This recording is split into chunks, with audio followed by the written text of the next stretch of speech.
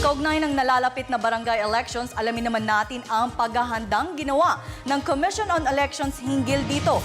Live makakausap natin sa linya ng telepono si COMELEC spokesperson James Jimenez. Magandang gabi, spokesperson Jimenez. Kamusta na po ang paghahanda ng COMELEC sa barangay elections? Okay naman po.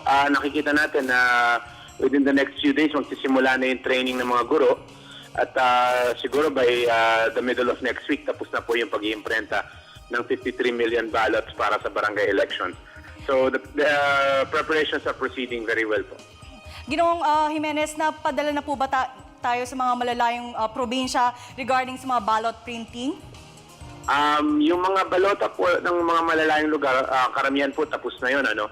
Ang inuhuli talaga natin pag-iimprenta ay yung mga balota para sa NCR. Mauuna rin ipa-deliver yung mga balota sa malalayong lugar, and we expect that by the second week of October. So sila po yung uunahin nating pagpapadeliver. Ngayon po, Ginoong Jimenez, meron na ba kayong nakitang mga paglabag ng mga kakandidato sa barangay elections? Well, sa ngayon po, technically wala pa kasi wala pa tayong kandidato. Pero napapansin natin na maraming naglalagay ng mga tarpaulin at mga poster ng mga mukha nila, no? Kaya nga pinapaalalahan natin sila, medyo wag nilang gagawin yun kasi nasisira po yung karakter ng barangay elections bilang inexpensive electoral exercise. So, tsaka pinag-aaralan po natin kung makakasuhan natin ng premature campaigning yung mga ganun.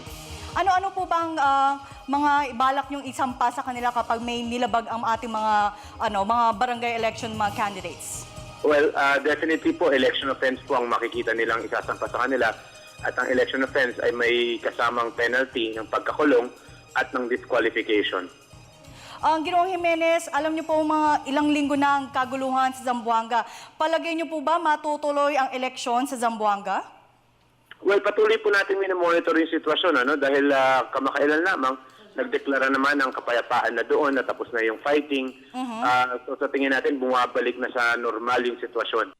Patuloy natin minomonitor para makita natin kung talagang mananatiling stable ang sitwasyon doon.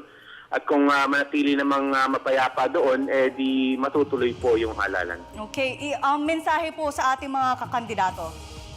Sa mga kandidato po, paalala ko lang, ang filing ng Certificate of Candidacy ay mula October 11 hanggang 17. At ang campaign period ay magsisimula pa lang ng October 18 at magtatapos ng October 26.